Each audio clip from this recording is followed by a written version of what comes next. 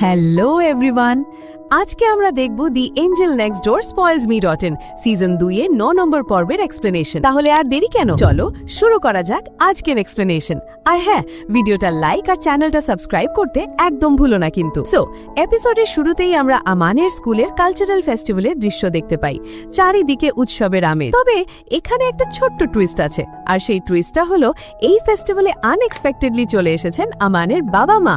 আমানের বাবা চারদিকে তাকিয়ে পুরনো দিনের স্মৃতিতে ডুব দিয়ে বলছেন, আমাদের পুরনো স্কুলে আবার ফিরে এসে কি যে ভালো লাগছে। খুব বেশি কিছু বদলায়নি, শুধু কিছু নতুন কাজ হয়েছে। পরিবেশটা একদম আগের মতোই আছে। আমানের মাও তাতে সাই দিয়ে বলেন, হ্যাঁ তুমি একদম ঠিক বলেছ, আমরা তো শেষবার এসেছিলাম আমানের ওপেনিং সেরেমনিতে। এর মধ্যেই আমানে আর মাহিরও সেখানে এসে পৌঁছায়।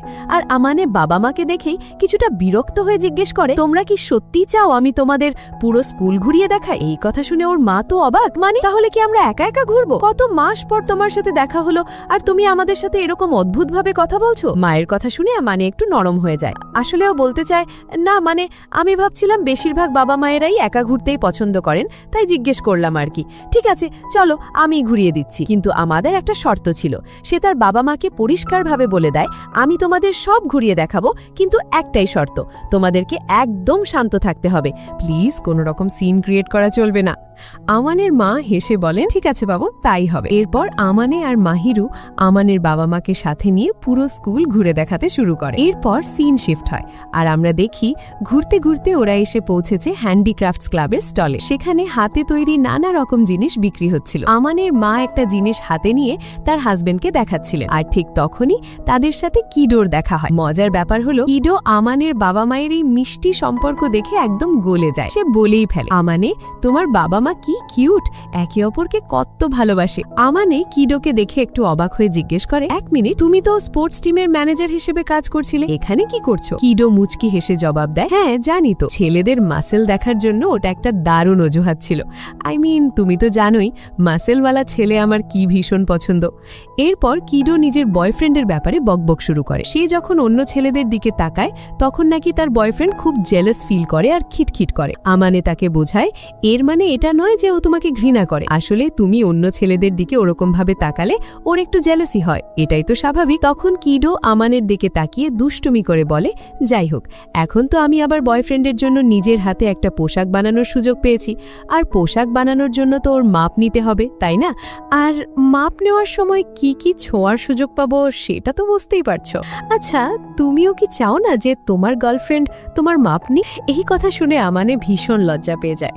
লিটারালি ও কোনো মতে বলে, প্লিজ তোমার এসব আজে বাজে চিন্তা মাহিরুর মাথায় একদম ঢুকিও না। আর ঠিক তখনই মাহিরু সেখানে এসে জিজ্ঞেস করে, কি নিয়ে কথা বলছো তোমরা? কিডো সুযোগের সদ্ব্যবহার করে সাথে সাথে মাহিরুকে জিজ্ঞেস করে, আচ্ছা মাহিরুক, তুমি কি ফুজিমিয়াকে কাপড় ছাড়া দেখতে চাও না? অ্যান্ড ভাই, এই কথা শুনে মাহিরু আর আমানে দুজনেই লজ্জায় লিটারালি লাল হয়ে যায়। আর কিডো তো ওদের এই অবস্থা দেখে বলতে থাকে, দেখেছো আমানে, আমি তো তোমাকে ঠিকই বলেছিলাম। অন্যদিকে আমানের মা চিতোসের সাথে কথা বলছিলেন। তিনি মাহিরুর যত্ন নেওয়ার জন্য চিতোসেকে ধন্যবাদ দিচ্ছিলেন। চিতোসেও হাসি মুখে বলে, মাহিরু আমার খুব ভালো বন্ধু, ও এতটাই মিষ্টি যে ওকে ভালো না বেশি থাকাই যায় না। এর ঠিক পাশেই আমানের বাবা কথা বলছিলেন ইৎসুকির সাথে। তিনি আমানের বন্ধু হওয়ার জন্য এবং ওর খেয়াল রাখার জন্য ইৎসুকিকে ধন্যবাদ জানান। আর ইৎসুকি তো ইৎসুকি, ও মজা করে বলে, আঙ্কেল একদম চিন্তা করবেন না, আমি আছি তো আপনার ছেলের খেয়াল রাখার জন্য। এই কথা শুনে আমানে আর ইৎসুকির মধ্যে একটা মিষ্টি ঝগড়া শুরু হয়ে যায়। ওরা কথা বলতে বলতেই হঠাৎ ইৎসুকির চোখ পড়ে তার বাবার ওপর, অ্যান্ড সাডেনলি বাবাকে দেখে ইৎসুকি চট করে চিতোসেকে নিয়ে সেখান থেকে হাওয়া। মানে বুঝতেই পারছো, ও আপাতত তার বাবার মুখোমুখি হতেই চায় না। আমানে অবশ্য ব্যাপারটা বুঝতে পারে। ইৎসুকির বাবা সেখানে এসে আমানের বাবা মায়ের সাথে পরিচিত হন। আমানের বাবা ইৎসুকির প্রশংসা করলে ইৎসুকির বাবাও আমানের প্রশংসা করেন। এরপর ইৎসুকির বাবা আমানের দিকে তাকিয়ে বলেন, আমি জানি আমার ছেলে আমাকে দেখেই পালিয়েছে, ওর গার্লফ্রেন্ডের সাথে আমি ভালো ব্যবহার করিনি, তাই ও আমার থেকে দূরে থাকছে। তবে তিনি এটা দেখে খুশি হন যে আমানের বাবা মা আমানে আর মাহিরুর সম্পর্ক নিয়ে খুবই ওপেন মাইন্ডেড। তখন আমানের মা গর্ব করে বলেন, আমার ছেলের পছন্দ বলে কথা, ও কোনো এলেমেলে মেয়েকে পছন্দ করবেই না। তাই ওর সিদ্ধান্তে আমাদের ফুল ভরসা আছে। এখানে একটা জিনিস খেয়াল করো, ইৎসুকির বাবা চিন্তিত, কারণ তার মনে হচ্ছে ইৎসুকি ভুল পথে যাচ্ছে। তখন আমানের বাবা তাকে খুব সুন্দর একটা উপদেশ দেন। তিনি বলেন, দেখুন, আপনার ছেলে যদি কোনো কাজ করতে চায় আর আপনি বারণ করার পরেও সেটার দিকেই ওর ঝোঁক থাকে, তাহলে ওকে জোর করে আটকানোটা ঠিক হবে না, বরং ওকে নিজের মতো করে চলতে দিন। ও ঠিক করছে নাকি ভুল সেটাও নিজেই একদিন বুঝবে। আপনার কাজ হলো শুধু ওর পাশে থাকা। অ্যান্ড ভাই আমানেও তার বাবার কথায় সায় দিয়ে বলে যে চিতোসে খুব ভালো মেয়ে এবং ইৎসুকি কোনো ভুল মানুষের সাথে নেই। ফেস্টিভ্যালের কোলাহল থেকে একটু দূরে আমানে আর মাহিরু যখন একান্তে বসেছিল, তখন মাহিরু হঠাৎ বলে, তুমি জানো আমার ইৎসুকিকে দেখে কেমন যেন জেলাস লাগছে। আমানে তো অবাক। মাহিরু তখন বুঝিয়ে বলে, আমি জেলাস কারণ ওর বাবা ওর জন্য চিন্তা করে, ওর ভালো মন্দ নিয়ে ভাবে। আর আমার দিকে তাকাও, আমার জন্য চিন্তা করার মতো আমার বাবা মা কেউই নেই। আমার বাবা মা যদি এখন আমার সাথে যোগাযোগ করার চেষ্টাও করে, আমি আর কোনোদিন তাদের সাথে কথা বলবো না। মাহিরুর এই কষ্টটা, এই অভিমানটা সম্পূর্ণ অন্যরকম। ও বাবা মায়ের শাসন বা বারণে কষ্ট পায়নি, পেয়েছে তাদের উদাসীনতায়। আর আমানে ও মাহিরুর এই না বলা কষ্টটা ঠিকই বুঝতে পারে। আলতো করে ওকে জড়িয়ে ধরে শান্ত করার চেষ্টা করে। এরপর সিন শিফট হয় আর আমরা দেখি ফেস্টিভ্যালের অংশ হিসেবে ক্লাসের মেড ক্যাফেতে মাহিরু আবার তার মেড ড্রেসে ফিরে আসে। অ্যান্ড ভাই, মাহিরুকে এই রূপে দেখে আমানের মা তো উত্তেজনায় প্রায় পাগল। তিনি একরকম মাহিরুর হাত ধরেই টানাটানি শুরু করে দেন। আমানে তখন তার মাকে থামিয়ে দিয়ে বলে, তুমি ওর হাত এভাবে ধরতে পারো না, এটা ক্যাফের নিয়মের বিরুদ্ধে। ওর মা মজা করে বলেন, ওহো, তার মানে মাহিরুকে শুধু তুমিই ছুতে পারবে, আর কেউ নয়। আমানে লজ্জা পেলেও পর মুহূর্তেই নিজেকে সামলে নিয়ে একদম প্রফেশনাল হওয়ার চেষ্টা করে বলে, ম্যাডাম আপনি কার কথা বলছেন আমি ঠিক জানি না, এই ক্যাফেতে শুধু খাবার নিয়ে কথা বলুন প্লিজ। এই বলে সে তার বাবা মাকে মেনু অফার করে। ওরা কি খাবে বুঝতে না পারায় আমানেই তাদের জন্য খাবার অর্ডার করে দেয়। আর ঠিক তখনই কাদাওয়াকি সেখানে আসে এবং আমানের বন্ধু হিসেবে ওর বাবা মায়ের সাথে পরিচিত হয়।